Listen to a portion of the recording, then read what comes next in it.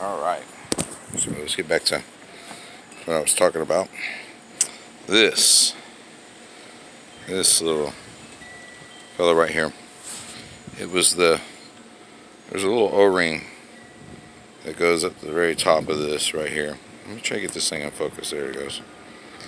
And so it's a real thin piece, and there's like another piece that sits on the end of it. It's like a piece of, about the size of a piece of rice, and about the length of the rest of my finger, and it's kind of got a little taper on it. Well, noticed that this has like a little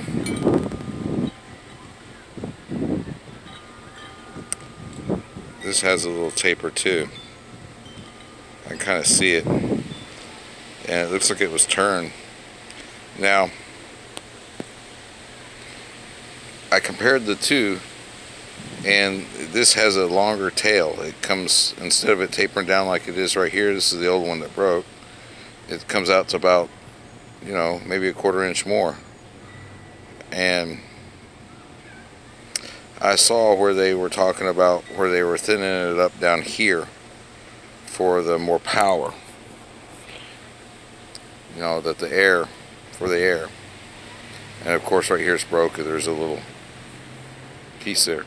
Well, I found that my FPS, when I put the gun back together, when I put this back together, my FPS on the gun had fallen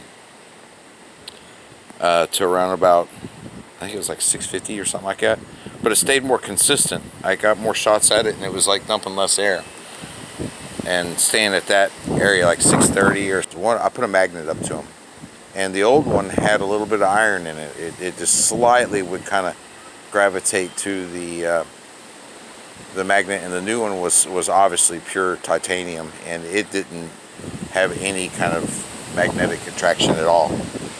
Real quick, I want to show y'all something.